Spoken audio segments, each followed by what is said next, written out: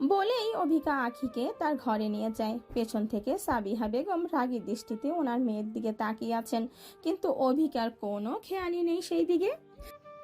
আপা, আখি তো আগেরবার এসে কিছুই খেলো না, ওর জন্য বিরিয়ানি বানাই। জান্নাতুল বেগম হেসে বলেন। যেটা ঠিক মনে হয়। সাবিহা বেগম আর জান্নাতুল বেগম বিরিয়ানি বানানোর কাজে লেগে পড়লেন। সোনা, এই সোনা। গুণ সোনারা ঘর মুছছিল। জান্নাতুল বেগমের ডাকে সে চলে আসে। ডাকছিলে খালাম্মা? হ্যাঁ, এই খাবারটা অভিজ্ঞার ঘরে দিয়াই। আখি এসেছে, এটা তোর জন্য। আর এই জুসটা অভিকাকে দিবি। ওর নাস্তা হয়ে গেছে, একবার খাওয়ার পরে সে তো আর কিছু খেতে চায় না। আখি মানে সেই মেয়েটা যে অজ্ঞান গিয়ে সাত ভাইজানের কোলে চেপে ঘরে এসেছিল? হ্যাঁ। মাশাল্লাহ, মেয়েটা কি সুন্দর। খালাম্মা, আমি ছেলে হলে তো টপাস করে তার প্রেমে পড়ে যেতাম। হয়েছে হয়েছে, যা এবার খাবারটা দিয়ায়, তারপরে হাতে হাতে কাজ একটু এগিয়ে দে। আচ্ছা খালাম্মা। কি বলছো অভিকা? অভিক তোমার ছোট ফুপির সাথে ঝগড়া করেছে? তাহলে আর বলছি কি আপু, ছোট ফুপিটা যেন কেমন হয়ে গেল। তবু এইভাবে বড়দের সাথে ঝগড়া করাটা ঠিক না। উনি আমাকে কাজ নিয়ে কথা শোনাচ্ছিলেন, সেজন্যই তো ভাইয়া এমনটা করলো। নিজের মেয়ে যে কাজের বেলায় অষ্টরম্ভা, সেদিকে ওনার কোনো খেয়াল নেই। যদিও ছোট ফুপি এমনটা ছিলেন না, ওনার মনের মতো কিছু ঘটেনি বলেই ওনার এত রাগ। তবে আমাদের সবার উপর রাগ দেখালেও সৎ ভাইয়ার উপর রাগ দেখাতে পারেন না। কি করে দেখাবেন? অভিকা শব্দ করে হেসে ওঠে। না না, কারণটা সেটা নয়, আসলে ফুপি চাই। অভিকা আপা, এ নিন। অভিকা আর নিজের কথা শেষ করতে পারে না, তার আগেই সোনা এসে সেখানে হাজির হয়। এখানে রাখো আপা। সোনা বেডের ওপর খাবারটা রাখে। আখি আপা, খালাম্মা এগুলো খেয়ে নিতে বলেছে। এত খাবার? কিন্তু আমি তো খেয়েই এসেছি। তাতে কি হয়েছে আপু, গল্প করতে করতে খেয়ে নেবে, ঠিক পেটে চলে যাবে। আমার যখন খেতে ইচ্ছে হয় না, আমি তো তখন এমনই করি। আখি হাসে অভিকার কথাই। আর অভিকা আপা, এই জুসটা তোমার জন্য। তোমার হাসিটা কি সুন্দর আপা। জানো, সাত ভাইজানের হাসিও কত সুন্দর, কিন্তু ভাইজান তো হাসতেই চায় না। তোমার সাত ভাইজান হাসলে তো ওনার গর্দান চলে যাবে, সেই ভয়ে তো উনি হাসেন না। নইলে খোঁজ নিয়ে দেখো, ওনারও হাসার ইচ্ছে হয়। আখির কথায় আরেক দফা হাসির রোল পড়ে যায়। দুপুরে খাবার দাবারে এলাহি কাণ্ড। সাবিহা বেগম আর জান্নাতুল বেগম মিলে বিরিয়ানি বানিয়েছেন, সঙ্গে আছে গরুর মাংস ভুনা আর চিকেন চাপ আর চিকেন রোস্ট। দেখেই জিভে পানি চলে আসবে। আখি আপু, থ্যাংক ইউ সো মাচ। তুমি এসেছো আর আমার পছন্দের খাবারও তৈরি। তুমি বিরিয়ানি খেতে ভালোবাসো? ভালোবাসে মানে? অভিক বিরিয়ানি খাওয়ার পোকা। তার ভাষ্য মতে, তাকে যদি সারা জীবন বিরিয়ানি খেতে দেওয়া হয়, তাহলে জীবনে তার অন্য কিছু আর দরকারই পড়বে না। বাবা, এত পছন্দ করো? ইয়েস আপু, ইয়েস। এখন কথা না বলে চলো খাওয়া শুরু করি। সাবিহা বেগম আখি, অভিক আর অভিকাকে খেতে দিলেন। অভিক অভিকার প্লেটে থাকা চিকেন রোস্ট ছো মেরে নিজের প্লেটে নিয়ে নিল। অভিকা তো রেগে বম। এই, তুই কি করলি? আমার দেখো না, ভাইয়া আমার চিকেন রোস্ট নিয়ে নিয়েছে। ওদিকে ধুম করে অভিকের পিঠে বাড়ি পড়লো। তোর জন্য তো ছিলই, বারবার কেন ওর প্লেট থেকে নিয়ে খাস? ওর প্লেটের খাবারের আলাদাই একটা টেস্ট আম্মু, তুমি বুঝবে না। তুমি এক কাজ করো, ওকে আরও একটা দিয়ে দাও। আমার ওটাই চাই। হুম, আমার ওটাই চাই। শখ কত, জাভাক। আম্মু, তোকে বলে বলে আর হয় না, আমি তোকে আরেকটা দিচ্ছি অভিকা। বলেই সাবিহা বেগম অভিকার প্লেটে আরেকটা রোস্ট তুলে দিলেন। আখি এগুলো সব লক্ষ্য করছিল, মনে কোথাও একটা ভালো লাগা কাজ করলো। খাওয়া শেষে আখি চলে যেতে নিলে বাদ সাধলেন জান্নাতুল বেগম। এখন তোর কোথাও যাওয়া হবে না। আমাকে যেতেই হবে ফুপি, আব্বু খুব রাগ করবেন। তাছাড়া জালাল ভাইজানের আমাকে নিয়ে যাওয়ার কথা, আর কাল তো আপুর বিয়ে, বাড়িতে অনেক কাজ। কিন্তু ফুপি, বাড়ির কাজগুলো? সেটা আমি দেখছি। তুই সাজিকে কল করে রুবার কাছে ফোনটা দিতে বল। আখি তাই করে। জান্নাতুল বেগম কথার জালে পটিয়ে ঠিক বান্ধবীকে রাজি করিয়ে নেন আর বলেন তার ভাইজানকে সবটা জানিয়ে দিতে। রুবাইয়া বেগম সেটাই করেন। প্রথমে জুবায়ের খান রেগে গেলেও ইউনিভার্সিটির কথা শুনে কিছুটা শান্ত হন। তাছাড়া স্বামীর সঙ্গে আসবে ভেবে কিছুটা চিন্তামুক্ত হন। এ কদিনে ছেলেটাকে তিনি আড়ালে আবডালে নজরে নজরে রেখেছিলেন। ছেলেটার ব্যবহার সত্যি খুব সুন্দর। অন্তত তার ব্যক্তিত্ব সেটাই পরিচয় দেয়। ইয়াহু, তাহলে তো হয়ে গেল। আপু চলো, আমার রুমে চলো। আর ভাইয়া, তুই নিজের রুমে যা, আমার রুমে একদম ঢুকবি না।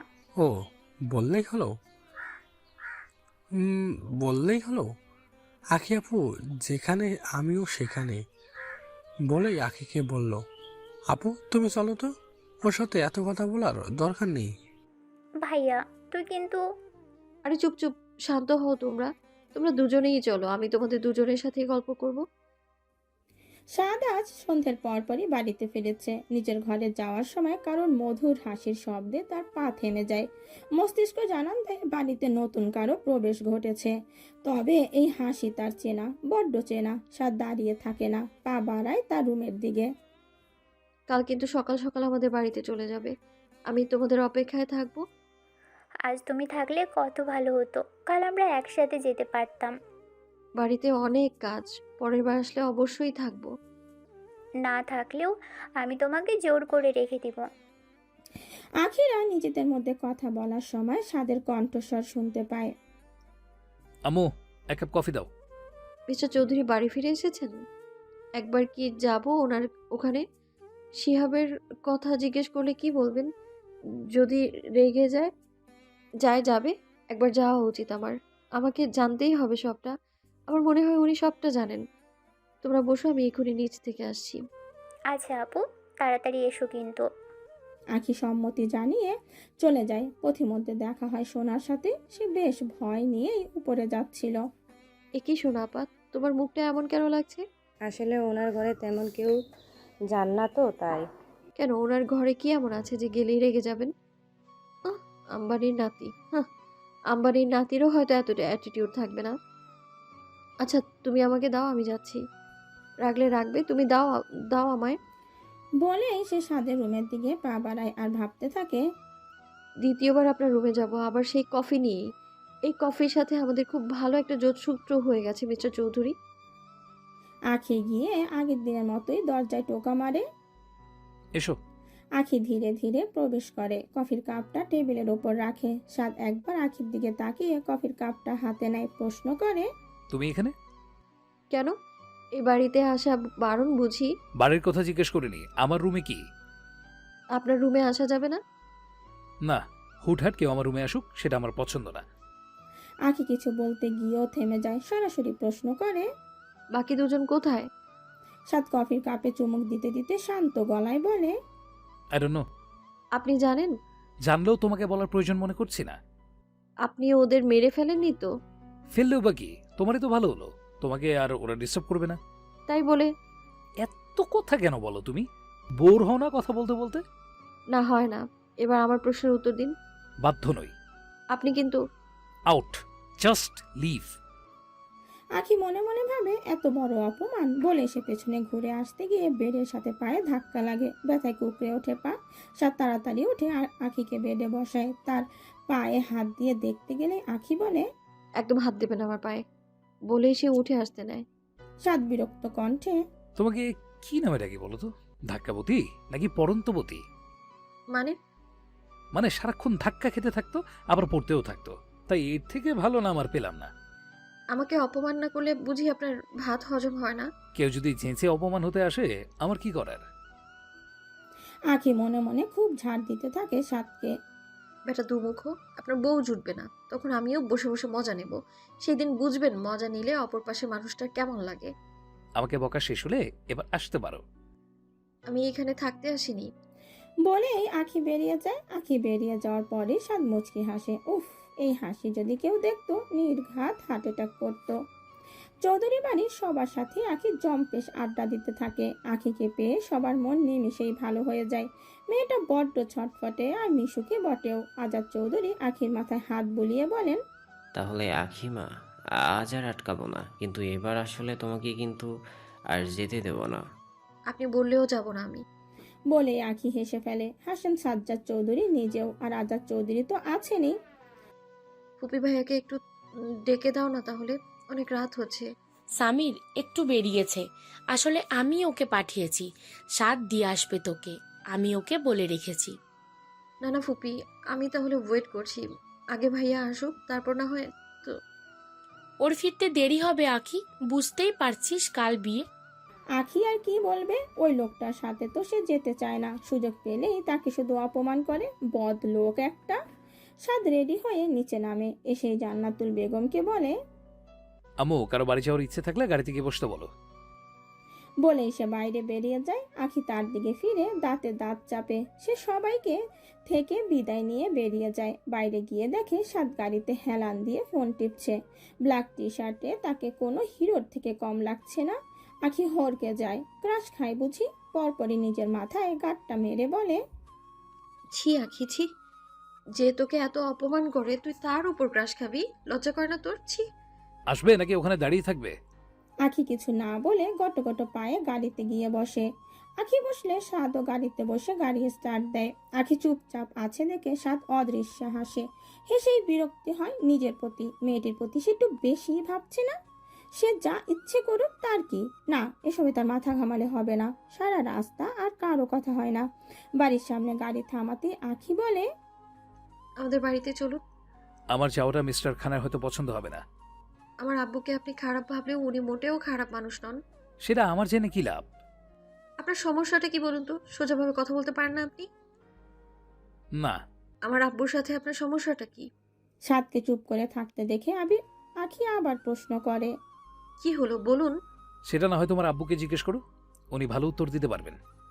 আপনি আঁখি রাগে গজ গজ করতে করতে নেমে যায়। বাড়ির ভেতর যেতে গিয়েও আবার ফিরে এসে বলে, আপনি জানেন আপনি খুব খারাপ একটা মানুষ। আই নো, আর আমার ব্রেইন খুব শার্প, তাই বারবার মনে করানোর দরকার নেই। আঁখি রাখতে রাখতেই ভেতরে চলে যায়। তবে যাওয়ার আগে সাদের দিকে তাকিয়ে যেতে ভোলে না। সাদও যতক্ষণ আঁখিকে দেখা যায় ততক্ষণ তার দিকে তাকিয়ে থাকে। সে বাড়ির ভিতরে যেতেই সে বাড়ির উদ্দেশ্যে বেরিয়ে পড়ে। ড্রয়িং রুমে পা রাখতেই আঁখির কানে কিচিরমিচির আওয়াজ ভেসে আসে। তবে সেটা পাখির নয়, বরং আঁখির কাজের মহলের।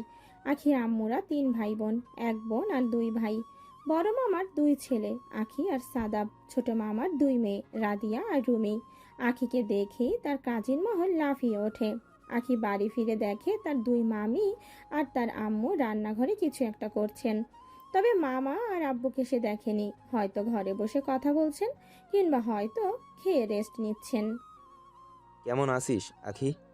ভালো আছি ভাইয়া, তোমরা কেমন আছো? আর কখন এলে সবাই? আমি খুব ভালো আছি।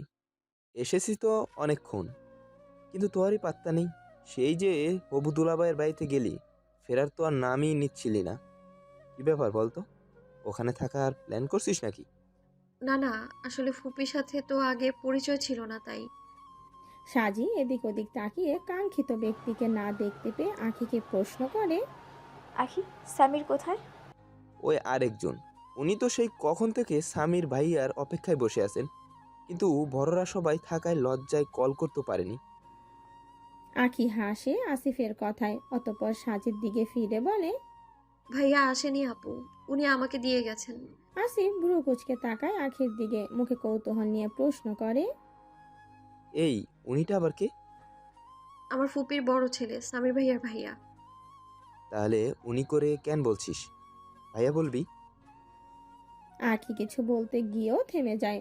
সাজ যে তাকে ভাইয়া বলতে বারণ করেছে সেটা এদের বলা যাবে না, নইলে অন্য কিছু ভেবে বসবে। হ্যাঁ, সাদ ভাইয়া দিয়ে গেছেন আমায়। ওনাকে বাইরে থেকেই বাড়িতে পাঠিয়ে দিলি? তোর বুদ্ধি শুদ্ধি কবে হবে আখি? তোর ভাসুর আসেনি তো আমি কি করব? তাকে কোলে করে আনবো? আঁখির কথায় সাজি ভ্যাপাচাকা খায়। আসিফ ফিক করে হেসে বলে, তুই এত রেগে যাচ্ছিস কেন? বস এখানে, সমস্যা কি তোর? জাজির বাসুরের সাথে ঝগড়া করেছিস নাকি? না। আঁখির কাট কাট জবাব। আসিফ আর ঘাটে না ব্যাপারটা। আঁখি সবার দিকে ফিরে বলে, রুমি আপু কেমন আছো? আর তোরা ভালো আছিস তোরা? আমরা সবাই ভালো আছি। রুমি ঠোঁট তুলে হাসতে হাসতে বলে, তবে আসিফ ভাইয়া একটু বেশি ভালো আছে। আখি আসিফের দিকে ফিরে দেখে তার ঠোঁটে মৃদু হাসি। সে রুমিকে প্রশ্ন করে, ভালো থাকার কি কোনো স্পেশাল কারণ আছে আপু? ভাইয়া ভালো থাকবে না কেন? উনির বাড়ির লোক তো বিয়েতে রাজি হয়েছে। ভাইয়াকে এখন আর পায় কে? সত্যি? ঝুমুরাপুর বাড়িতে সবাই রাজি হয়ে গেছে? হ্যাঁ। ওইদিকে সাদাব মনটা খারাপ করে বলে, আমারটা যে কবে হবে। সাদাব ভাইয়া, তুমি আগে ঠিক করো তুমি কাকে বিয়ে করতে চাও। তোমার তো আবার গার্লফ্রেন্ডের অভাব নেই। আখির কথা শুনে সবাই উচ্চস্বরে হেসে ওঠে, কিন্তু সাদাবের মাথায় হঠাৎ করে একটা বাড়ি মারে। সাদাবের আউজ শব্দে মাথায় হাত বুলাতে লাগলো। ও ভাইয়া এভাবে কেউ মারে? এই বয়স কত তোর? এই বয়সে বিয়ের জন্য হুমড়ে পড়ছিস? রুমি হাসতে হাসতে বলে, এই বয়সে হাজার হাজার গার্লফ্রেন্ড বানাতে পারলে বিয়ে করতে কি সমস্যা? হাজার হাজার গার্লফ্রেন্ড? ও মাই আপু, তুমি কি বলো? ঠিক তো বলেছি। এই 22 বছরের জীবনে তুই এত গার্লফ্রেন্ড বানিয়েছিস যে মানুষ শুনলে তোর নাম গ্রিনিচি বুকে তুলে দেবে। না, এবার খাবো। আখি আচ্ছা বলে তার দুই মামির সাথে দেখা করে ঘরে চলে যায়। ঘরে গিয়ে ফ্রেশ হয়ে বেডে শুয়ে পড়ে। উফ, শান্তি! এই বেডের মতো শান্তি আর কোথাও নেই। আখি উপর হয়ে শুয়ে পড়ে। চোখ বন্ধ করতেই হঠাৎ করে তার সামনে ভেসে ওঠে স্বাদের নিষ্পাপ মুখখানি। আখি তড়িৎ গতিতে চোখ খোলে। হৃদস্পন্দন দ্বিগুণ হারে বেড়ে যায়। আখি বুকে হাত দিয়ে জোরে শ্বাস নেয়। আচ্ছা, উনি কি বাড়িতে পৌঁছে গেছেন? একবার খোঁজ নেব, কিন্তু একবার নিয়েই দেখি। যতই হোক আমাদের বাড়ি পৌঁছে দিয়ে গেছেন আমায়। আখি কল করে স্বাদের নাম্বারে। 3বার রিং হওয়ার পরেই অপর পাশ থেকে স্বাদ কল রিসিভ করে বলে, আবার কি জানতে চাও? শোনো মেয়ে, আগেই বলে দিচ্ছি আমাকে কোনো প্রশ্ন করবে না। আখি কিছু বলতে যাচ্ছিল, কিন্তু স্বাদের কথা শুনে সে চুপ হয়ে যায়। আখি চুপ করে থাকলেও স্বাদ তার নিঃশ্বাসের শব্দ শুনতে পায়। নিশ্চয়ই মেয়েটা রেগে ফোঁস করছে। কি হলো, চুপ করে আছো কেন? আখি এবার মুখ করে ঝাঁঝালো কণ্ঠে বলে, তো কি করব? কিছু বলার আগেই তো মুখে ফুল স্টপ লাগিয়ে দিলেন। বলার মতো কিছু রেখেছেন কি? আচ্ছা বলো, কি বলতে চাও? নইলে দেখা যাবে মুখের কথা পেটে রাখতে গিয়ে তোমার পথ হজম হয়ে গেল, তখন তো দোষ আমাকেই দেবে। আপনি মেয়েদের মতো এত ঝগড়ুটে কেন? তাহলে মানছো মেয়েরা ঝগড়ুটে হয়? হয়, কিছু জিনিস শুধু মেয়েদের জন্যই বরাদ্দ। তবে সবাই তো বলে আপনি নাকি গম্ভীর, বেশি কথা বলতে পছন্দ করেন না, প্রয়োজন ছাড়া কথাই বলেন না। কিন্তু এই তো দেখছি পুরোই উল্টো। আমাকে নিয়ে গবেষণা না করে যেটা বলতে কল করেছো সেটা বলো। হ্যাঁ। আখি শুনলো কথাটা, কিন্তু এরপর কি বলবে বুঝতে পারলো না। আর কিছু? কাল তাড়াতাড়ি আসবেন। আমার তাড়াতাড়ি যাওয়া না যাওয়া নিয়ে তোমার কি মেয়ে? আমি শুধু আপনাকে বলিনি, সবাইকে নিয়ে তাড়াতাড়ি আসবেন। আপু আপনাদের অপেক্ষায় থাকবে। আসবো। তাহলে রাখি। আখি কি বলবে ভেবে পায় না। সাবধানে আসবেন বলে কল কাটে। পুনরায় মনে হানা দেয় এক অদ্ভুত অনুভূতি। আখি খেয়াল করে দেখেছে, কেবলমাত্র স্বাদের সাথে কথা বললেই এমনটা হয়। কেন হয় সেটার উত্তর সে খুঁজে পায়নি। আপাতত জানতেও চায় না। সে রাগে ফুঁসতে থাকে। এ লোকের এত অ্যাটিটিউড কোথা থেকে আসে রে ভাই? বাজারেও তো এত অ্যাটিটিউড বিক্রি হয় না। অবশ্য ঠিকই আছে, বাজারে আর কি করে পাওয়া যাবে? সব অ্যাটিটিউডের দোকান তো উনিই খুলে বসে আছেন। সকাল থেকেই খান বাড়িতে ব্যস্ততার রব। সকলের পা চলছে বিরামহীন। জুবায়ের খান ওনার দুই সম্বন্ধীকে নিয়ে নানান কাজে লেগে আছেন। আজকের অনুষ্ঠানের জন্য বাড়িতে রাঁধুনি আনা হয়েছে, কারণ বিয়েটা দুটি পরিবারের দিয়ে হলেও সদস্য সংখ্যা কম না। এত মানুষের একসঙ্গে রান্না করাটা বেশ একটু চাপের। তাই জুবায়ের খান ভেবে চিন্তে রাঁধুনি দিয়ে রান্না করার কথা ভেবেছেন। আখি সেই সকাল থেকে ঘুরছে, হাতে হাতে সব কাজ করছে, এটা ওটা এগিয়ে দিচ্ছে। রাঁধুনিদের সাথে মাঝে মাঝে গল্প করে আসছে, তাদের বলে আসছে এইভাবে করবে ওইভাবে করবে। যদিও সে রান্নার জানে না, কিন্তু খেতে তো জানে। তাই রান্নার টেস্টি হওয়া চাই। রাঁধুনিগুলো হেসে হেসে আখির কথায় সায় দিচ্ছে, চেষ্টা করছে যেন সবটা ঠিকঠাক হয়। আখি, তোর পা কিন্তু পুরোপুরি ঠিক হয়নি। এত ছোটাছুটি কেন করছিস? যা আপুর কাছে গিয়ে বস। উফ আম্মু, ঠিক আছি আমি। আর আমার একমাত্র আপুর বিয়ে, আমি একটু এইদিকে খেয়াল রাখবো না? এদিকে খেয়াল না রাখার জন্য তোর আব্বু আছে, তোর মামারা আছে। তোর এদিকে খেয়াল না রাখলেও চলবে। তুই গিয়ে দেখ সাজি তৈরি হয়েছে কিনা। জানোরা এক্ষুনি চলে আসবে। আপুর ওখানে সবাই আছে। তুইও যা যা। আপা, এমন কেন করছো? মেয়েটা এখানে আছে, আনন্দ করছে, থাক না। ও আনন্দ করার নামে উড়ে উড়ে বেড়াচ্ছে ভাবি। এইটুকু সময় রাধুনের সাথেও ভাব জমিয়ে এসেছে। আমি ওনাদের চা দিতে গেলাম, বললো কি না আখি আমাকে একটু দেখে দেন। আম্মা এখানে ছিল, আমাদের কাজ করতে খুব ভালো লাগছিল। তাহলে বলো। আমাদের আখি তো অমনি, তাকে যে পাত্রে রাখবে সেখানকার আকারই ধারণ করবে। ততক্ষণে আখি অন্যদিকে চলে গেছে। এখন এখানে থাকা মানে তার আম্মুর বড় বড় জ্ঞানের ভান্ডার শোনা। রুবাইয়া বেগম তার বড় ভাবির কথা শুনে দীর্ঘশ্বাস ফেললেন, বললেন, সেটাই তো ভয়। মেয়েটাও খুব অল্পতেই মানুষকে বিশ্বাস করে ফেলে, তাদের ভালোবেসে ফেলে। যদি অজান্তে কোনো ভুল করে ফেলে, যদি ভুল পথে পা বাড়ায়, আর মানুষগুলো যদি আমার মেয়েকে ঠকায়, তখন কি হবে? ও যে বড্ড অবুঝ, নাদান। এটা আমি পুরোপুরি মানতে পারছি না আপা। হ্যাঁ, এটা ঠিক, আখি অল্পতেই মানুষকে বিশ্বাস করে ফেলে, ভালোবাসে, কিন্তু প্রয়োজনেও রণমূর্তি ধারণ করতে পারে। একবার দেখনি আমাদের ওখানে গিয়ে কি হয়েছিল? সেই বাচ্চা ছেলেটাকে পিটিয়ে পুরো লাল করে দিয়েছিল। কিন্তু তারপরে কি হয়েছিল? ওই বাচ্চা মেয়েটাকে ওর বাড়ির লোক কিডন্যাপ করতে চেয়েছিল। তারপরে শুধু সৃষ্টিকর্তার সহায় ছিলেন বলে মেয়েটাকে আমি ফিরে পেয়েছি। তারপর থেকে তো আর গ্রামে ওকে যেতে দেওয়া হয় না, আর আমরাও শহরে চলে এলাম। যদিও এমনই, ওদের আর গ্রামে যেতে দেওয়া হতো না, কারণ ওখানে গেলেও তো জানুর সত্যটা সবাই জেনে যেত। তখন ওরা ছোট ছিল, অত বুঝতো না, কিন্তু আস্তে আস্তে সব বুঝতে শিখলো। সাজির না হয় একটা গতি হলো। আমার বড় মেয়েটা বুঝদার, ওকে নিয়ে আমার চিন্তা নেই। কিন্তু আখি, ওকে নিয়ে ভয়। হ্যাঁ, জানি না কোন বাড়িতে যাবে মেয়েটা, কি করবে। সবাই ওকে আদৌ ভালোবাসবে, নাকি ওর এই বাচ্চা মশা হবে, অধৈর্য হয়ে যাবে, জানি না। চিন্তা করো না আপা, আমাদের আখির জন্য রাজপুত্তর ছেলে আসবে, যে ওকে অনেক অনেক ভালোবাসবে। এসব আমাদের মায়েদের মনে করার কথা ভাবি। সত্যিটা তুমিও জানো, আমিও জানি, বাস্তবে এর কোনো অস্তিত্ব নেই। তবুও দোয়া করি যে আসবে সে আমার মেয়েকে খুব ভালোবাসুক, সব বিপদে ঢাল হয়ে তার পাশে দাঁড়াক, তাকে নিজের বুকের মধ্যে রাখুক। মা হিসেবে শুধু এটাই চাওয়া, আর কিছু না। এই আপা, তুমি কাঁদছো কেন? কেঁদো না, দেখবে মায়েদের দোয়া কখনো বিফলে যায় না। সেটাই যেন হয়।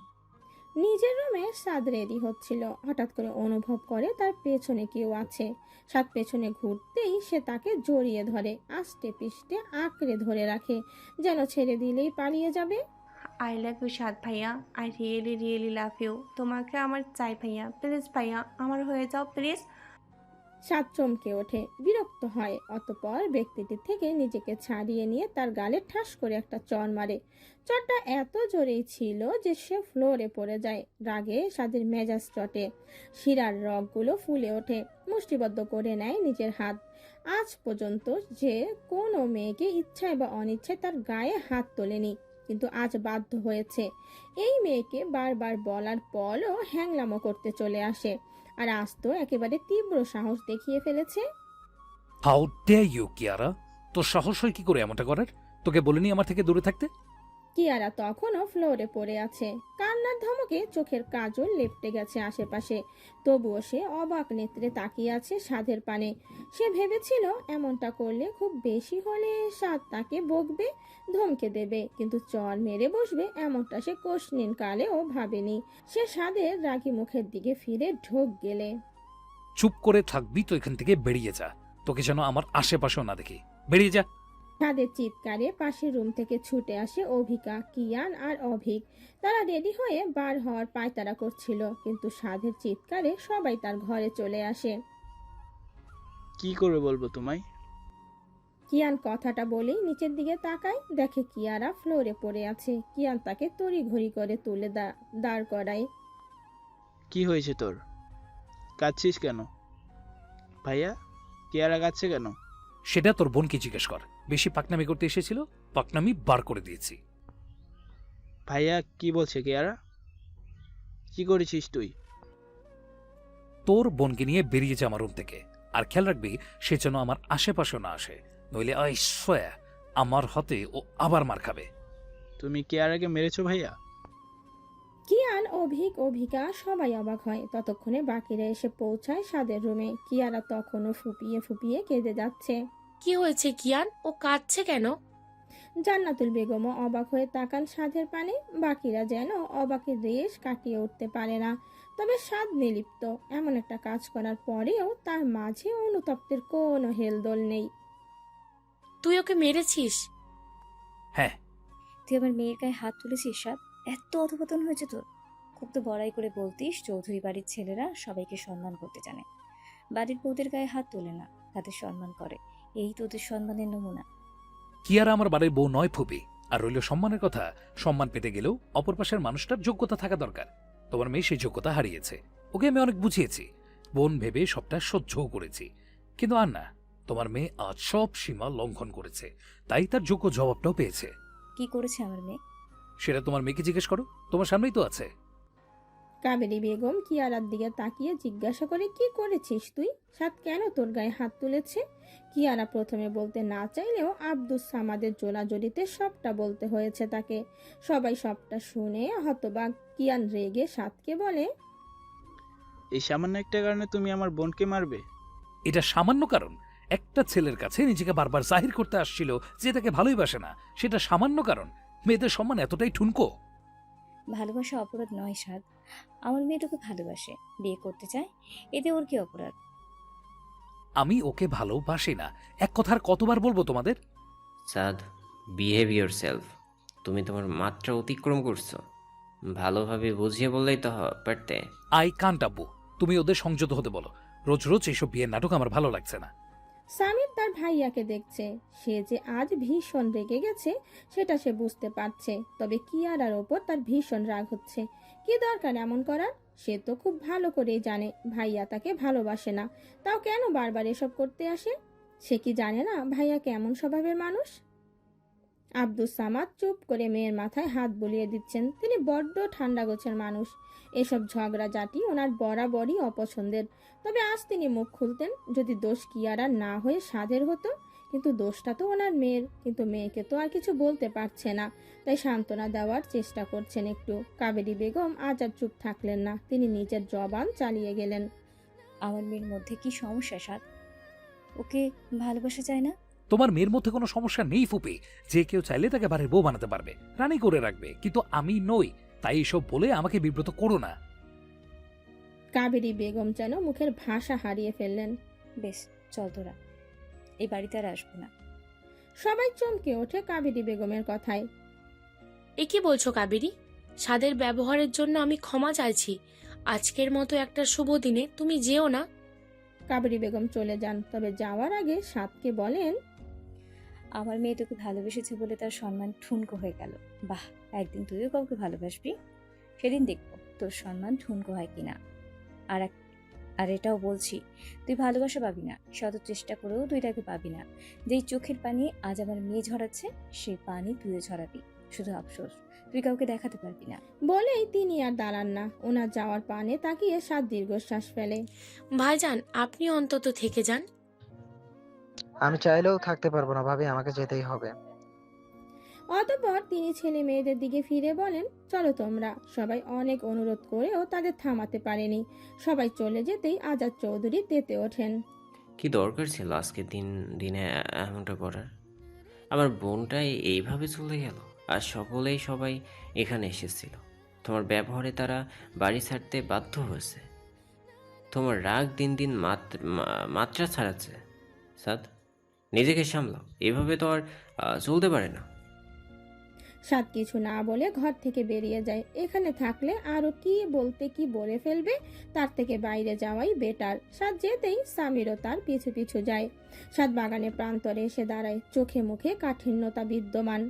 ফাইয়া, সামিরের ডাকে সাদ পেছনে তাকায়, ভারী কি কণ্ঠে বলে, কিছু বলবি? তুমি ঠিক আছো? ফুপি এভাবে তোমাকে... আমি কোনোদিন কাউকে ভালোবাসবো না, তাই এইসব হওয়ার চান্সই নেই। সো ফুপি কি বললো না বললো কিচ্ছু যায় আসে না। যাই হোক, আমার নতুন পাঞ্জাবিটা কি তোর রুমে? হ্যাঁ, সেদিন তাড়াতাড়ি আমার কাবার্ডে রেখে দিয়েছিলাম। ওটা দে আমাকে, ওটা পরেই যাব। কিন্তু এই পাঞ্জাবিটা ভালো লাগছে। এটা ওই মেয়েটা ছুঁয়েছে, এটা আমি পরবো না। কিয়ারার ওপর তো এত রাগ। রাগ কিনা জানি না, কিন্তু ওর কাছে আসা আমার পছন্দ না। তাহলে কার জন্য আসা পছন্দ? কেউ আসে? সাদ আল আয়ান চৌধুরীর জীবনে না কেউ ছিল, না আছে, আর না থাকবে। তার মনের মালিক সে, সেখানে অন্য কারো হস্তক্ষেপ চলবে না। সামিরের পছন্দ হয় না সাদের উত্তরটা। সে চলে যায় নিজের রুমে। উদ্দেশ্য সাদকে নতুন পাঞ্জাবিটা দেওয়া। সামির যেতেই সেখানে আসে জান্নাতুল বেগম। মেয়েটাকে না মারলেও পারতিস, মেয়েটা খুব কষ্ট পেয়েছে, ভালোই তো বাসে।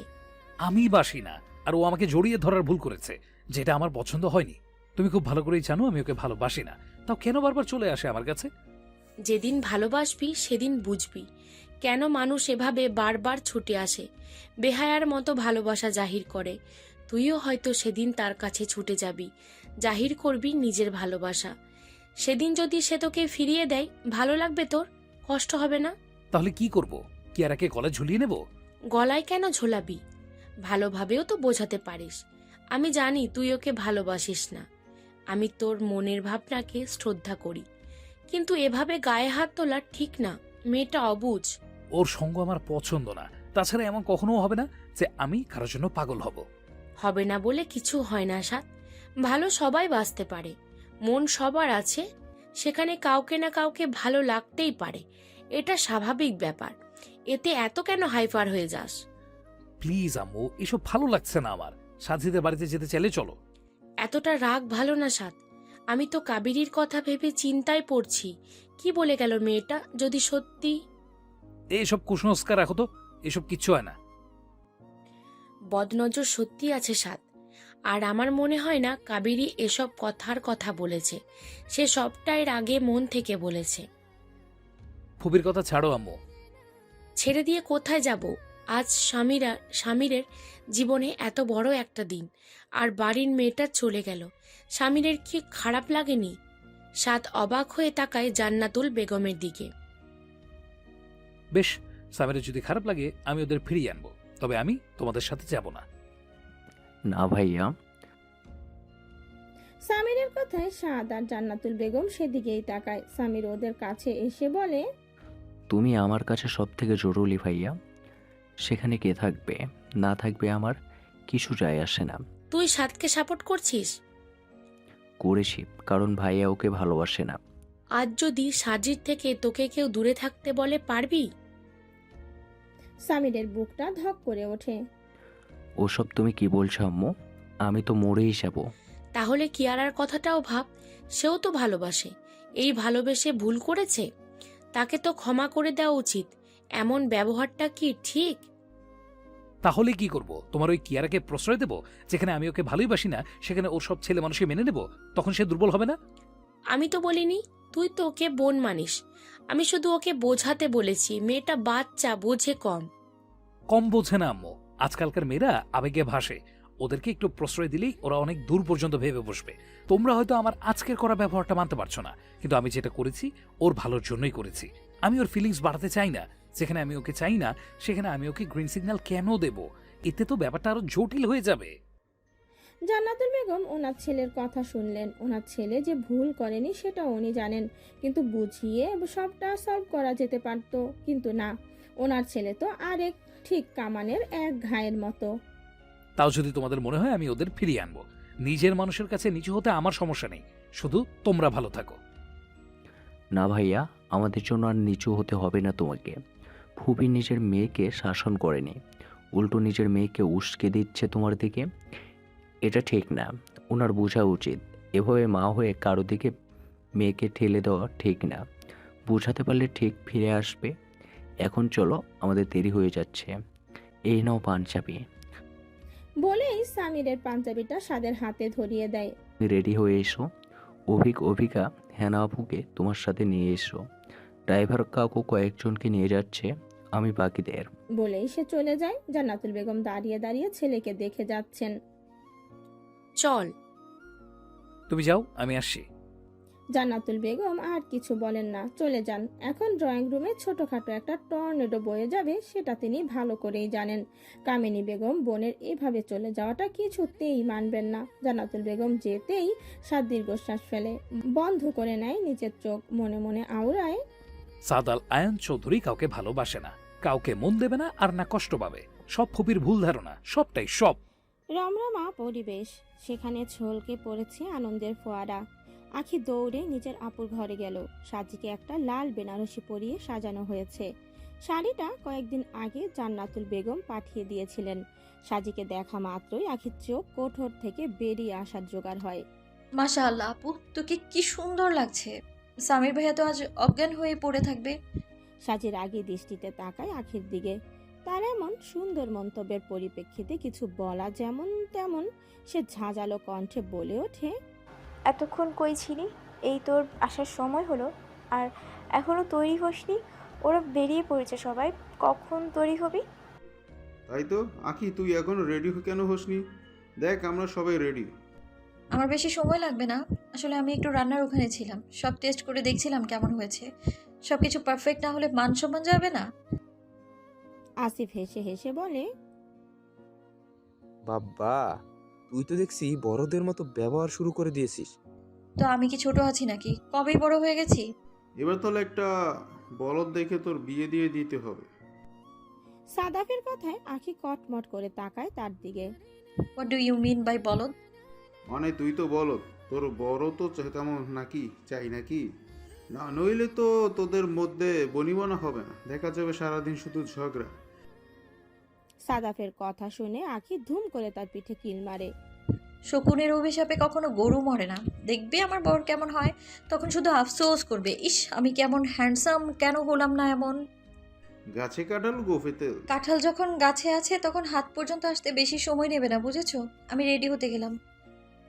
বলেই আখি দুলতে দুলতে বাইরে চলে যায়। মেয়ে তো নয় যেন ধানি লঙ্কা। সাদাফের কথা শুনেই সবাই হেসে ফেলে। চৌধুরী বাড়ির সবাই চলে এসেছে খান বাড়িতে, তবে কাবেরী বেগম ব্যতীত। জুবায়ের খান আর ওনার সম্বন্ধীরা মিলে ওনাদের সাদরে আমন্ত্রণ জানালেন। সবার সাথে কুশল বিনিময় করে বসতে দিলেন সোফায়। রুবাইয়া বেগম জান্নাতুল বেগমকে প্রশ্ন করলেন, কাবেরী আপা আসেনি? আর ওর ছেলে মেয়েদেরকেও তো দেখছি না। জান্নাতুল বেগম এবার পড়লেন বিপাকে। কি বলবেন এবার? উনি আমতা আমতা করতে লাগলেন। তখনই সাজ্জাদ চৌধুরী বললেন, আসলে ওদের বাড়ি থেকে আজ কিছু আত্মীয় আসবেন, তাই ওদিকে ব্যস্ত আছে। রুবাইয়া বেগম উত্তরে ছোট করে বললেন, ও। জান্নাতুল বেগম ওসমান গনি আর আরিফ গনির কাছে গিয়ে জিজ্ঞাসা করলেন, কত বছর পরে দেখা। ওসমান আর আরিফ সাহেবের চোখে পানি। তারাও জান্নাতুল বেগমকে বোনের মতোই ভালোবাসতেন, কিন্তু পরিস্থিতি সব শেষ করে দিয়েছে। নিজেদেরকে থেকে কেড়ে নিয়েছে 30টা বছর। ওসমান সাহেব জান্নাতুল বেগমের মাথায় হাত বুলিয়ে বললেন। আজাদ চৌধুরী জান্নাতুল বেগমকে পাশে দাঁড়ালেন। ওসমান সাহেব বললেন, রাখবো তো রাখবো, যতদিন আমি বেঁচে থাকবো ওর ভালোবাসার কোনো অভাব হবে না। জুবায়ের খান আর চোখে চেয়েছিলেন বোন জামাইয়ের দিকে। তৃপ্তিতে ওনার চোখ ভিজে আসলো, কিন্তু কাউকে বুঝতে দিলেন না। তবে উনি বেশ ভালোই বুঝছেন বোন তার খারাপ নেই, বরং চেয়ারম্যান বাড়ির থেকেও এখানে বেশি সুখী আছে, স্বাচ্ছন্দ্যে আছে। একজন বড় ভাই হিসেবে তিনি তো এটাই চান, ওনার বোন ভালো থাকুক, যেমনটা একজন পিতা চান। সাদ আজ চুপচাপ বসে আছে, মেজাজ তার বড্ড খারাপ। বাড়ি থেকে বার হওয়ার আগেও ছোটখাটো একটা ঘূর্ণিঝড় বয়ে গেছে। কামিনী বেগম আজ সাদকে অনেক কথাই শুনিয়েছেন, সাহস করে তার বিরুদ্ধে কথা বলেছেন, যেটা সাদের মোটেও পছন্দ হয়নি।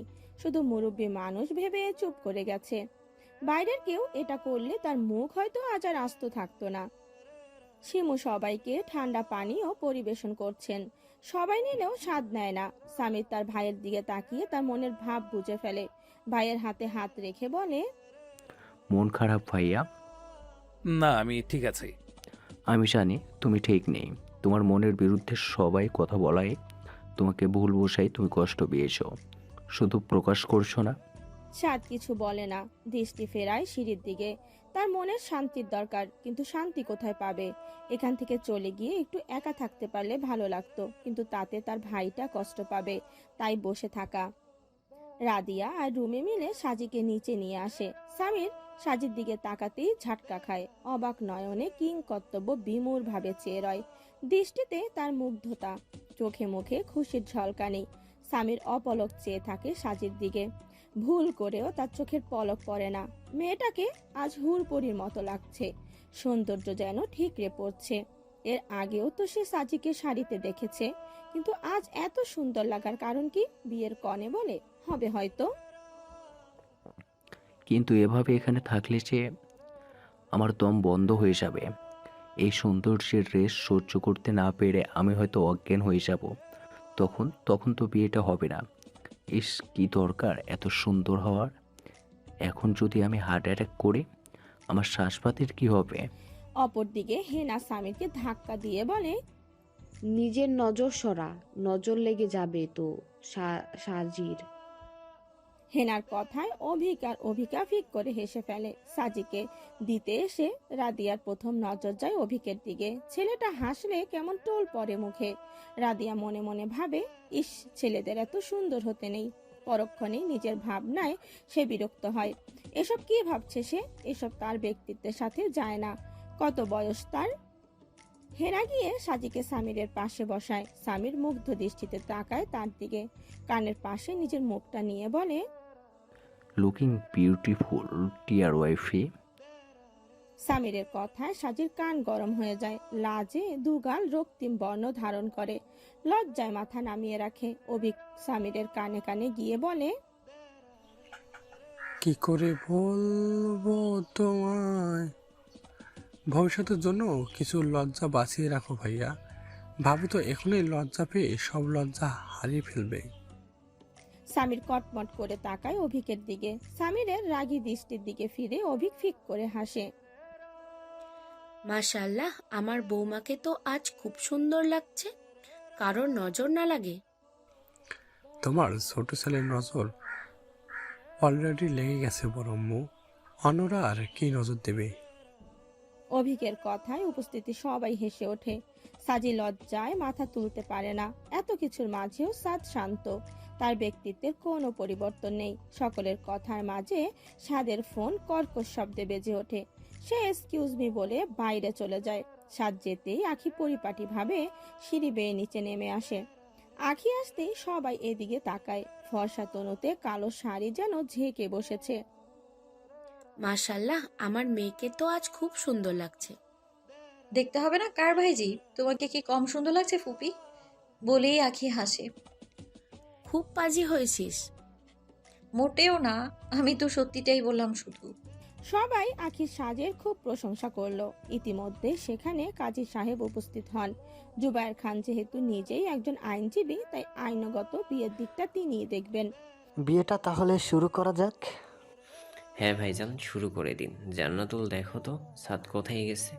তুই বস জানু, এই আখি যা তো, সাত বাইরে আছে, ওকে ডেকে নিয়ে আয়। আখি যেতে গেলে বাদ সারে জান্নাতুল বেগম। ওনার ছেলে এমনি সকালের ব্যাপারটা নিয়ে রেগে আছে। এখন যদি আখিকে দেখে রেগে যায়, ওর দিকে গিয়ে বিশ্বাস নেই। তোকে যেতে হবে না, আমি যাচ্ছি। আখি আর কি বলবে ভেবে পেল না। জানো, তুই আমার সাথে আয়, আখি তোকে যেটা বলছি কর। কি আর করার? রুবাইয়া বেগমের কথা মতো আখি বাইরে চলে গেল। জান্নাতুল বেগম পড়লেন বিপাকে, দোয়া করতে লাগলেন এদের মধ্যে এখন কোনো ঝগড়া যেন না হয়। লিসেন অনেক, আজ কোনোভাবেই পসিবল না। আজ ভাইয়ের বিয়ে, আর আজ যদি সে চলে যায় ব্যাপারটা কেমন দেখাবে? No way. কোনো কিছুর বিনিময়ে আমার ভাইয়ের জীবনের এই দিনটা আমি নষ্ট করতে চাই না। তাছাড়া ওর তো কয়েকদিন পরে যাওয়ার কথা ছিল। স্যার, ওনারা ভীষণ চাপ দিচ্ছেন। আসলে ওপর কোম্পানির ওনার খুব ভালো করেই জানেন আপনার সফলতা সম্পর্কে, তাই উনি ঘাবড়ে যাচ্ছেন। ডিলটা নিজের হাতে পেয়েও উনি শান্ত হতে পারছেন না, বারবার হারানোর ভয় পাচ্ছেন।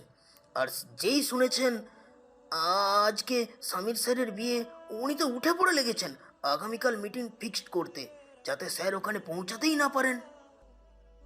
অতই সোজা? ওকে, আমি দেখছি ব্যাপারটা, বাট আজ কোনোভাবেই না। Okay sir. সাত কল কেটে খুব চিন্তায় পড়ে যায়। কল লাগায় কাউকে। অপর পাশের ব্যক্তিটি কল রিসিভ করার সাথে সাথে সাত বলে, আমার সাথে খেলতে চাইছেন মিস্টার চক্রবর্তী? খুব খারাপ করছেন। আপনি খুব ভালো করেই জানেন দেশে থাকাটা আমার জন্য কতটা জরুরি, তাই তো আমার ভাইকে টার্গেট করেছেন। বেশ, নো প্রবলেম, আমার ভাই ঠিক সময় পৌঁছে যাবে। তবে আপনার এই নোংরা প্ল্যান সাকসেসফুল হবে না। মিস্টার চক্রবর্তী রুমাল দিয়ে কপালে ঘাম মুছে বললেন, ডিলটা অলরেডি আমি পেয়ে গেছি, তাও আপনি কুকুরের মতো তার পিছনে কেন পড়ে আছেন? Shut up. সাদ চিৎকার করে ওঠে। আখি সবে সাদের পেছনে এসে দাঁড়িয়েছিল। সাদের এহেন চিৎকারে তার অন্তরাত্মা কেঁপে ওঠে। সে বুকের কাছে নিজের দুহাত চেপে ধরে। মুখ সামলে কথা বলুন। আই সোয়ার, নইলে আপনার জিপ টেনে আমি ছিঁড়ে ফেলবো। আপনি আমাকে খুব ভালো করেই চেনেন। Don't be so rude. এতে আপনার কপালই পড়বে। আর কি যেন বলছিলেন, আপনি ডিলটা অলরেডি পেয়ে গেছেন? ও রিয়েলি? কিভাবে পেয়েছেন সেটা বলবো? কিভাবে পেয়েছি মানে? যেভাবে পাই সেভাবেই পেয়েছি। নাটক বন্ধ করুন। আর ভুল করেও কালকে মিটিং রাখার ভুলটা করবে না, নইলে আপনার সব গোপনীয় তথ্য ফাঁস করে দেব। আমি কোনো ঝামেলা চাই না বলেই আমার ভাইকে নিউ ইয়র্ক পাঠাচ্ছি, নইলে আপনার মতো চুনোপটিকে আমি দেশে থেকেই শায়েস্তা করে দিতাম। কাজটা আপনি ঠিক করলেন না। আমার কাছে ব্যাঘাত ঘটনার মূল্য আপনাকে চুকাতে হবে। মাইন্ডেড। আগে নিজে বাঁচুন।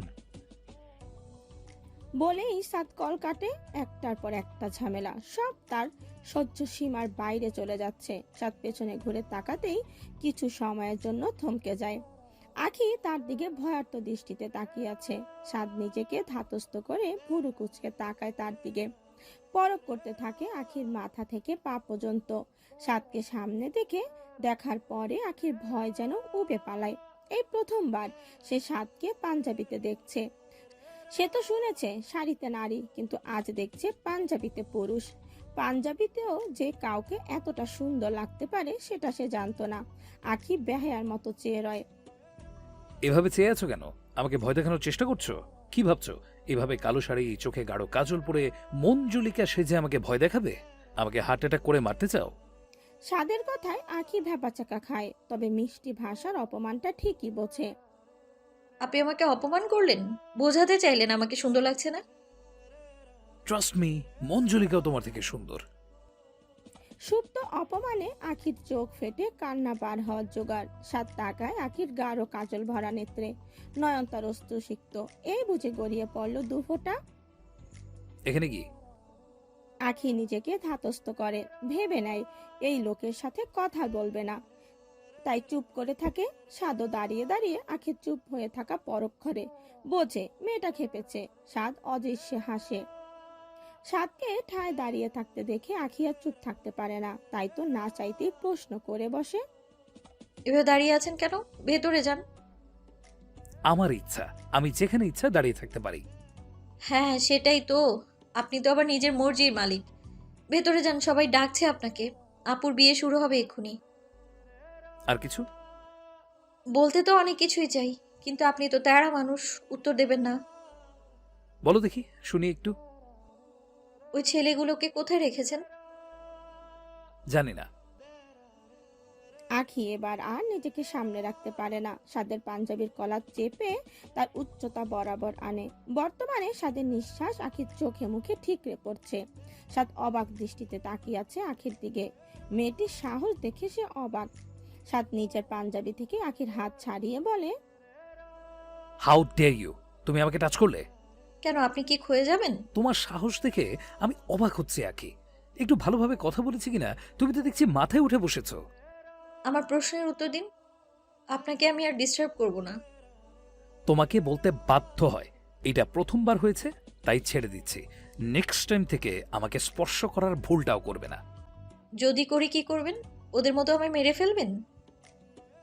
সাদ আখির দুহাত চেপে তার পেছন দিকে বেঁধে মতো ফেলে, দাঁতে দাঁত চেপে বলে, কি করবো সেটা তোমার ধারণার বাইরে মেয়ে। আমাকে রাগিও না। আই সোয়ার, আমি উল্টোপাল্টা কিছু করে ফেলবো। আখি ব্যথায় কুকড়ে ওঠে। তার অস্ত্রসিক্ত নয়নের দিকে তাকিয়ে সাদ তাকে ছেড়ে দেয়। আপনাকে আমি পুলিশে দেব, তখন থেকেই মুখ খুলবেন। এতবার জিজ্ঞেস করছি, তাও আপনি উত্তর কেন দিচ্ছেন না? এই মেয়ে, তুমি আমাকে পুলিশের ভয় দেখাচ্ছ? অবশ্য ঠিকই আছে, যার জন্য করি চুরি সেই বলে চোর। কথাটার যথার্থতা আজ ঠিক বুঝেছি। বেশ, পুলিশকে জানো, দেখি তোমার সো কল্ড পুলিশ আবার কি করতে পারে। যাও গো, যাও। সাদ হুঙ্কার দিয়ে ওঠে। আখি সেই হুঙ্কারে কেঁপে ওঠে। চোখে জমায়িত অশ্রু গড়িয়ে পড়ে আবার। আপনাকে যতবার ভালো ভাবতে যাই, ততবার আপনি প্রমাণ করে দেন আপনি ভালো মানুষ হওয়ার যোগ্য নন। আপনি একটা খারাপ মানুষ। Just leave. আখি যায় না, ঠায় দাঁড়িয়ে থাকে। কি হলো, যাও। আমার বাড়ি, আমি যেখানে খুশি দাঁড়িয়ে থাকবো, আপনার সমস্যা হলে আপনি যান। সাদ বিদ্রুপের হাসি হাসে। মেয়েটি তাকে তার মতো করেই কথা শোনাচ্ছে, সাহস মন্দ না। সাদ কিছু না বলে আখির হাত ধরে ভেতরে নিয়ে যায়। আখি মোচড়ামচি করেও ছাড়াতে পারে না, অতঃপর সবার উপস্থিতিতে চুপ হয়ে যায়। আখিকে দেখা মাত্রই সাজ্জাদ চৌধুরী বলেন, ওই তো ওরা এসে গেছে ভাইজান, এবার তাহলে বিয়েটা শুরু করা যাক। 5 মিনিট, আমার 2জন স্পেশাল গেস্ট আসবেন। জুবায়ের খানের কথার পিঠে কেউ আর কথা বলে না। সাদ গিয়ে সোফায় বসে। আখি আর চোখে অশ্রুসিক্ত নয়নে তার দিকে তাকায়, ভাবে। সাদ আখির দিকে তাকাতেই আখি নিজের মুখ ঘুরিয়ে নেয়। সাদ আখির দিক থেকে মুখ না ফিরেই মনে মনে বিড়বিড়ায়, আজ বড্ড বেশি সাহস দেখিয়ে ফেলেছো মেয়ে, শাস্তির জন্য তৈরি থেকো। আখি আমার কাছে এসে বস। সামিরের এক পাশে সাদ বসেছে। সাজি ডাকায় আখি গিয়ে বসে তার পাশে। ততক্ষণে জুবায়ের খানের স্পেশাল বন্ধু হাজির, ফয়জাল আর তার বাবা ইশফাক এসেছে। রুবাইয়া বেগম ওনাদের দেখে হালকা ঢোক গিললেন। জুবায়ের খানের দিকে অসহায় নেত্রে চাইলেন, মনে মনে ঝাড়ি দিতেও ভুললেন না। কি দরকার আজকের দিনে ওনাদের ডাকার? এই তো কদিন আগে বিয়ে ভেঙেছেন, এখন ডাকাটা কি শোভনীয় দেখায়? ফয়জালকে দেখেই আখি ও সাজি চিনে ফেলে, যদিও অনেক বছর আগে দেখেছিল, কিন্তু ইশফাক আঙ্কেলকে দেখেই বুঝেছে এটা ফয়জাল ছাড়া আর কেউ হতে পারে না। আখি আমি যা ভাবছি তুইও কি তাই ভাবছিস? এটা কি ফয়সাল? আমারও তাই মনে হয় আপু। আব্বু কি চাইছেন বলতো? তোর আবার ওই ফয়জালের সাথে বিয়ে দেবে না তো? আখির কথায় সাজি তার হাত চেপে ধরে। এমন অলৌকিক কথা বলিস না আখি, আমি তাহলে মরেই যাব। চুপ, আমরা কি মরে গেছি? আব্বু বললেই শুনবো নাকি? কিন্তু ওনারা এলেন কেন? সেটাই তো বুঝতে পারছি না, কি দরকার ইনভাইট করার? আমার কিছুই ভালো লাগছে না। আখি সাদের দিকে তাকায়। সাদের নজর ফয়সালের ওপর নিবদ্ধ। পরিচয় করিয়ে দিই, এই আমার বন্ধু ইশফাক আর তার একমাত্র ছেলে ফয়জাল। ফয়সালের নাম শোনা মাত্রই স্বামী তড়িৎ গতিতে সাদের দিকে তাকায়। সাদ তখনও ফয়সালের দিকে ফিরে আছে। ভাইয়া, আমার সন্তান কোথা থেকে টপকাল? মামা কি চাইতেছেন বলো তো? সাদের সাথে কি আমার বিয়েটা হতে দিবে না? দুটো পা ভেঙে রেখে দেব। মামা কথা, ওই ফয়জালের বিয়ে করার স্বাদ মিটিয়ে দেব। আপাতত দেখি মিস্টার খানের কি মতিগতি। কিন্তু জুবায়ের খান সবাইকে সামিরকে অবাক করে বলেন, কাজী সাহেব বিয়ে পড়ানো শুরু করুন। কাজী সাহেবও জুবায়ের খানের কথা মতো বিয়ে পড়ানো শুরু করে দেন। সামিরকে কবুল বলতে বলায় সে ফটাফট কবুল বলে দেয়। সে আপাতত আর মামাকে বিশ্বাস করতে উঠতে পারছে না, কখন আবার বলে বসবে এই বিয়েটা হবে না। তখন সে কি করবে? সাজিকেও কবুল বলতে বলায় সেও বলে দেয়, তবে ধীরে সুস্থে। সবাই আলহামদুলিল্লাহ বলেন। অল্প সময়ই সামির আর সাজি সারা জীবনের জন্য বাধা পড়ে গেল একে অপরের সাথে। অপরদিকে সাদ শুধু ফয়সালের দৃষ্টি অনুসরণ করছে, আর তাতে বুঝেছে মেজাজ তার সপ্তম চূড়ায় পৌঁছে গেছে। বিয়ের পর্ব মিটতেই সবাই নানান কাজে ব্যস্ত হয়ে পড়লো। সাদ একটু ভিড় থেকে বাঁচতে বাইরের বাগানের দিকে এসে দাঁড়ায়। Thank you mister Chowdhury. পরিচিত কারো কণ্ঠস্বরে সাদ পেছন ঘুরে তাকায়, ভ্রু কুচকে উত্তর দেয়, থ্যাঙ্কস ফর হোয়াট? এক মেয়েকে পাননি বলে অন্য মেয়েকে দেখার সুযোগ করে দিয়েছি বলে? সাদের কথায় ফয়জাল ভ্যাবাচাকা খায়, তবে অল্প সময়ই নিজেকে ধাতস্থ করে বলে, বিয়েতে ভেঙে দেওয়ার সাহায্য করেছেন সেজন্য। সাদ ফয়জালের কথার যথার্থতা বোঝে না, কিছু সময় নেয় বোঝার, অতঃপর বলে, কি বলতে চান পরিষ্কার করে বলুন। সাজি খুব ভালো মেয়ে, কিন্তু আমার বারবারই আখিকে পছন্দ। আখিকে পছন্দ কথাটা শোনা মাত্রই সাদ নিজের হাত মুষ্টিবদ্ধ করে নেয়, শান্ত করে নিজেকে। What do you mean by আখিকে পছন্দ? আসলে আমি আখিকে যখন প্রথম দেখেছিলাম তখন তো সে একটা কিশোরী মেয়ে ছিল, হেসে খেলে সারা বাড়ি মাতিয়ে রাখতো। ওর বাচ্চামো দেখেই ওকে নিজের মনের কোঠরে জায়গা দিয়েছিলাম, কিন্তু বাবার বোকামির জন্য আমি ওকে হারাতে বসেছিলাম। সে সময় আপনি দেবদূতের মতো এসে সবটা সামনে নিলেন, সেজন্য আপনাকে অনেক অনেক ধন্যবাদ। সারা জীবন আমি আপনার কাছে কৃতজ্ঞ থাকব। সাদ হাসলো বিদ্রুপের হাসি। এমন একটা ভাব করছেন যেন আপনি আখিকে পেয়ে গেছেন। আগে ওকে পান, তারপর না হয় ধন্যবাদ দেবেন।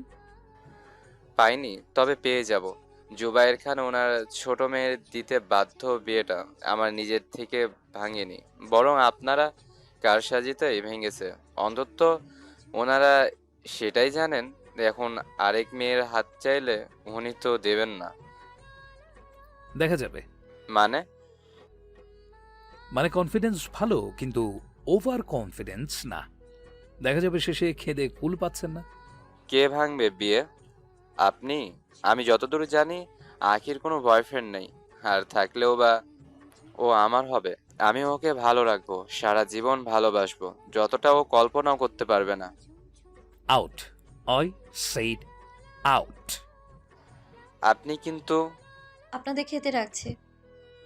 গাঢ় মেয়েলি কণ্ঠে সাদ ও ফয়সাল দুজনেই পেছনে তাকায়। আখিকে দেখে সাদের মেজাজ চটে, কিন্তু ফয়জালের মুখে হাসি ফুটে ওঠে। সে হেসে আখিকে প্রশ্ন করে, কেমন আছো আখি? আখি কিছুটা অপ্রস্তুত হয়, তাও ধীর কণ্ঠে বলে, ভালো আছি ভাইয়া। তোমাকে আজ আখি, এখান থেকে যাও।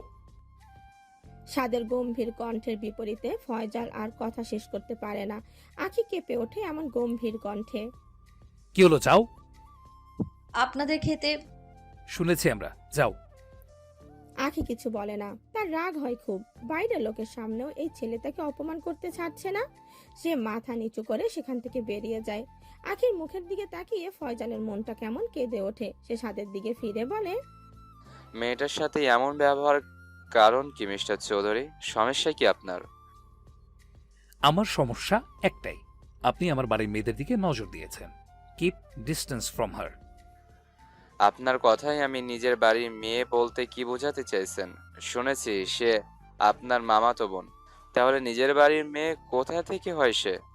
আর আপনার উচিত মামাতো বোনকে একটা ভালো ছেলের হাতে তুলে দেওয়া, যে তাকে ভালোবাসবে, ভালো রাখবে, উচিত নয় কি? তেমন ছেলে দেখে ওকে বিয়ে দেওয়া হবে। আপনি বরং নিজে চিন্তা করুন। যাই হোক, চলুন যাও যাক। আপনার ভাষায় আমার মামাতো বোন ডেকে গেছে বলে কথা, তার কথা কি ফেলে দেওয়া যায়? একদম, আখির কথা ফেলার মতো নয়, চলুন। বলেই দুজন ভেতরে যাওয়ার উদ্দেশ্যে পা বাড়ায়। খাওয়া দাওয়া শেষে সবাই গল্পে মত্ত হয়ে আছে। সবার উপস্থিতিতে সাদ কথাটা বলে বসলো। Excuse me everyone.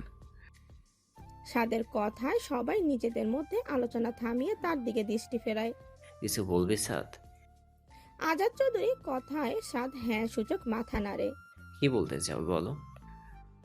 আমি চাইছিলাম আজকে দিনটা সাঁঝি আমাদের বাড়িতে থাকুক। কাল সকালে সামির ওকে দিয়ে যাবে। আসলে সামিরকে কাল সন্ধ্যার ফ্লাইটে নিউ ইয়র্কে যেতে হবে তো। তাছাড়া বিয়ে যখন হয়েছে, সাঁঝি একদিন ওই বাড়িতে কাটাক। আই নো, বাট আমি চাইছি। সবার ইচ্ছেকে শুধু আমি সামনে তুলে ধরলাম। সাঁঝি এখন আমার বাড়ির বউ, তাই আমি চাইলেই ওকে নিয়ে যেতে পারি। Just for one day. কাল সকালেই আপনার মেয়ে আপনার বাড়িতে থাকবে। সামির পৌঁছে দেবে ওকে। ওদিকে সামিরের মনে তো লাড্ডু ফুটছে। সে তো খুব করে চাইছিল সাজিকে আজ নিজের কাছে রাখতে, পাশে রাখতে, কিন্তু সুযোগই পাচ্ছিল না কোনো মতে। কিন্তু তার ভাইয়া ঠিক তার মনের কথাটা বুঝে গেল, যেমনটা সবসময় বোঝে। সে কৃতজ্ঞতার দৃষ্টিতে সাদের দিকে তাকালো। জুবায়ের খান নিজ স্ত্রীর পানে তাকালেন। তিনি হ্যাঁ সূচক মাথা নাড়তেই তিনি বললেন, জুবায়ের খানের সম্মতি পেয়ে সবার আনন্দ আর ধরে না। সবাই আগে চলে গেল বাড়িতে, থেকে গেল শুধু সাদ আর সামির। তারা সাজিকে নিয়েই তবে ফিরবে। ইশফাক ফিরতে চাইলে জুবায়ের খান ওনাকে আটকে দেন। কিন্তু আঙ্কেল, আজ সকালে একটা ওটি আছে, সিরিয়াস ডক্টরদের সাথে, সেখানে আমাকে থাকতে হবে। সবটা শুনে ফয়জালও রাজি হয়ে যায়। এতদিন পর আখিকে কাছ থেকে দেখার সুযোগটা সেও হারাতে চায় না। তবে ফয়জালের চোখ অনেকক্ষণ ধরে কাঙ্ক্ষিত মুখটিকে খুঁজে চলেছে, কিন্তু কিছুতেই খুঁজে পাওয়া যাচ্ছে না। ওদিকে আখি সেই যে ঘরে গেছে, এখনো বাইরে আসেনি। তার মনটা হঠাৎ করেই খারাপ লাগছে। সেটা সাদ অপমান করায় নাকি সাজি ওই বাড়িতে যাবে বলে সেটা বুঝে উঠতে পারলো না। সাদ সামিরের কাছে গিয়ে বলে, সাথে যদি একা বাড়িতে যেতে সমস্যা হয়, মন খারাপ লাগে, তাহলে চাইলেই অন্য কাউকে সঙ্গে করে নিয়ে যেতে পারে, তাতে ওরও ভালো লাগবে। সামির সাদের কথায় সহমত পোষণ করে। তুমি সব দিকে কি করে খেয়াল রাখো ভাইয়া? আমি কেন তোমার মতো হলাম না? সাদ হেসে উত্তর দেয়, তুই আমার মতো হলে তোর হিটলার শ্বশুর সাঁচিকে তোর হাতে তুলেই দিত না। So what? আমি ওকে তুলে নিয়ে চলে যেতাম, তখন বিয়ে না দিয়ে কোথায় যেত? সাদ আলতো হাসে সামিরের কথায়। গমগমে পরিবেশ এখন অনেকটাই শান্ত। সাজি দাঁড়িয়ে হাঁসফাঁস করছে। গরমে এই ভারী শাড়ি পরে থাকা তার কাছে খুব কষ্টের হয়ে উঠেছে। তাও বিয়ের কথা ভেবে আনন্দের সহিত পরিধান করে আছে। আজ রাতে সামিরের সাথে থাকবে ভেবেই লজ্জায় আড়ষ্ট হয়ে পড়ছে। মাঝে মাঝে সেই লজ্জার রেশ ফুটে উঠছে তার মুখে। নামিয়ে নিচ্ছে নিজের মাথা। রুমি সাজিকে হালকা ধাক্কা দিয়ে বলে,